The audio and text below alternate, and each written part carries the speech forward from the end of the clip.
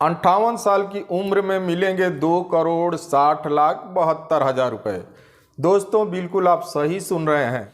करोड़पति बनना आसान है। आपके पास अगर कोई नौकरी पेशा है और आप करोड़पति बनने का कोई स्कीम अगर ढूंढ रहे हैं तो आपका पीएफ अकाउंट यानी आपका ईपीएफ अकाउंट आपको करोड़पति बना सकता है। इसके लिए आपका जो भी पीएफ का कंट्रीब्यूशन होता है वो पीएफ का कंट्रीब्यूशन आपके पीएफ अकाउंट में कंटिन्यूअस जमा होना चाहिए और जो भी आपके पीएफ अकाउंट के ऊपर ब्याज मिलता है वो ब्याज कंटिन्यूअस कैलकुलेट होना चाहिए। नमस्कार दोस्तों, मैं हूं उमेश और आप देख रहे हैं हमारा YouTube channel technical Singh sir.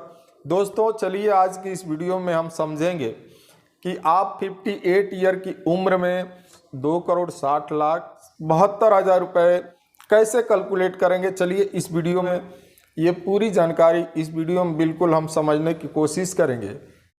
और दोस्तों अगर चैनल पे नए हैं तो चैनल को सब्सक्राइब कर लीजिए, बगल में बेल वाले आइकन पे ऑल पे क्लिक कर दीजिए ताकि इस तरह का कोई भी इंफॉर्मेशन मैं अपने चैनल पे लेके आता हूँ तो उसकी नोटिफिकेशन आपको सबसे पहले मिल सके। अगर आपके पीएफ अकाउंट में नियमित तौर पे निवेश और ब्याज की कैलकुलेशन करनी होगी तो आइए समझते हैं इसको कैसे। दोस्तों प्राइवेट सेक्टर में काम करने वाले लोगों के लिए प्राइवेट फंड अकाउंट एक रिटायरमेंट सेविंग प्लान होता है और ईपीएफ अकाउंट एम्प्लॉय और एम्प्लॉयर दोनों का बेसिक सेल और डीए अलाउंस मिलाकर कुल 24% यानी जो भी आपका सैलरी होता है यानी उसका 24% हिस्सा आपके पीएफ अकाउंट में डिपॉजिट होता है, जिसमें आपके सैलरी से 12% कट के आपके पीएफ अकाउंट में पीएफ कंट्रीब्यूशन के रूप में जमा होता है। और जो भी आपका एम्प्लॉयर यानी जो भी जिस भी कंपनी में आप काम करते हैं उस कंपनी के द्वारा आपके पीएफ अकाउंट में 12% में जमा कराना पड़ता है। तो इस तरह से आपके पीएफ अकाउंट में कुल आपके सैलरी का 24% हिस्सा आपके पीएफ अकाउंट में जमा होता है। और हर साल ईपीएफ अकाउंट में जमा राशि पर सरकार ब्याज देती है। इसकी समीक्षा सालाना आधार पर ईपीएफओ का सेंट्रल बोर्ड करता है। फिलहाल ईपीएफ जो भी आपका जमा राशि है उस पे 8.1% यानी जो भी आपका जमा राशि है उस पे 8.1% का ब्याज मिल रहा है। रिटायरमेंट तक अगर आप अपने पीएफ के पैसे का विड्रॉल नहीं करते हैं तो आपको यह पीएफ अकाउंट यानी आपका जो भी पीएफ का कंट्रीब्यूशन जमा हो रहा है वो आपको करोड़पति बना देगा। जी हाँ दोस्तों, बिल्कुल आप सही सुन रहे हैं। अगर आप अपने पीएफ का विड्रॉल 58 साल के उम्र तक अपने पीएफ का विड्रॉल नहीं करते हैं तो इस कंडीशन में जब भी आप रिटायर होंगे तो आपको पीएफ का पैसा करोड़ों में मिलेगा। चलिए यहाँ पे हम जानते हैं कैसे और यह कैसे होगा, क्योंकि यहाँ पे साथ ही कंपाउंडिंग ब्याज का जादू ऐसा चलता है कि 58 की उम्र तक निवेश पर आप करोड़पति बन सकते हैं। चलिए समझते हैं कैसे। दोस्तों आमतौर पर खाता धारक यह मानते हैं कि प्राइवेट फंड में जमा होने वाले पूरे पैसे पर ब्याज मिलता है, लेकिन ऐसा नहीं है। ईपीएफ अकाउंट में जो राशि पेंशन फंड में जाती है उस पर कोई ब्याज नहीं मिलता है, ये आपको ध्यान रखना चाहिए। हर महीने की सैलरी स्लिप में भी आप देख सकते हैं कि आपका जो भी बेसिक सैलरी और डीए है, बेसिक सैलरी और डीए आपका कितना है। हर कर्मचारी बेसिक सैलरी प्लस डीए का 12% ईपीएफ अकाउंट में जमा होता है। कंपनी भी बेसिक सैलरी प्लस डीए का 12% कंट्रीब्यूट करता है। दोनों फंड को मिलाकर जो पैसा इकट्ठा होता है उस पर ही आपको केवल ब्याज मिलता है, ये आपको पता होना चाहिए। लेकिन इसका फ़ायदा ये है कि कंपाउंडिंग ब्याज होने से ब्याज भी डबल हो जाता है, मतलब ब्याज पे ब्याज आपको मिलता रहता है, यानी ब्याज पे ब्याज का फ़ायदा आपको मिलता है।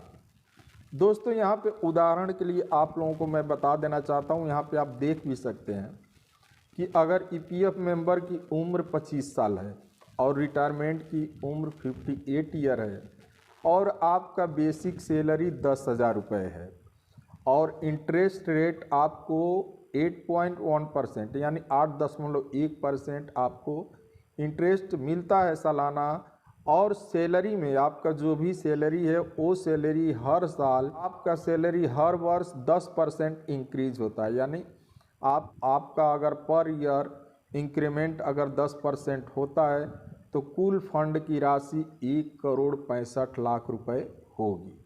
ये दोस्तों कैलकुलेट करने का तरीका है, इस तरह से आप कैलकुलेशन कर सकते हैं, कैलकुलेट कर सकते हैं। और बेसिक सैलरी अगर 15,000 रुपये है और इंटरेस्ट रेट आपको 8.1% आपको 58 ईयर तक अगर मिलता है और आपका सैलरी हर वर्ष अगर 10% इंक्रीमेंट आपका होता है, यानी हर ईयर माने हर वर्ष आपका सैलरी का इंक्रीमेंट अगर 10% होता है तो आपका कुल फंड 2,59,00,000 रुपये आपके पीएफ अकाउंट में जमा हो जाएगा।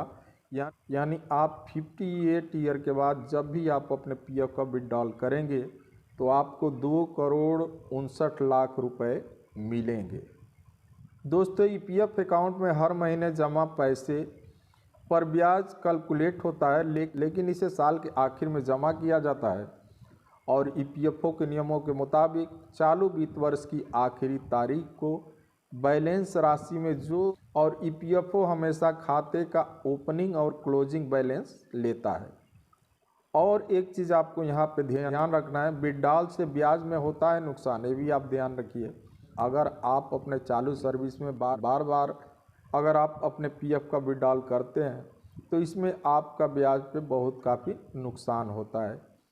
तो दोस्तों इस तरह से आप समझ सकते हैं, अगर अपने पीएफ का विड्रॉल बीच में नहीं करते हैं, अगर 25 साल की उम्र है आपकी और बीच में आप अपने पीएफ का विड्रॉल नहीं करते हैं तो 58 ईयर के बाद आपको जो पीएफ का कंट्रीब्यूशन होगा यानी जो भी आपका प्रोविडेंट फंड होगा वो करोड़ों में हो जाएगा। यहाँ पे देख सकते हैं एक चार्ट आपको और भी मैं दिखा दूँ कि अगर बेसिक सैलरी आपकी बेसिक सैलरी प्लस डीए अगर आपका 30,000 है और अगर आपका पीएफ मेंबर का उम्र 25 साल है, रिटायरमेंट की उम्र 58 ईयर है, बेसिक और इंटरेस्ट रेट 8.1% आपका कंटिन्यूअस रहता है। आपका सैलरी हर वर्ष अगर 10% इंक्रीमेंट होता है आपका, तो इस कंडीशन में आपका कुल पीएफ का फंड बनेगा 5 करोड़।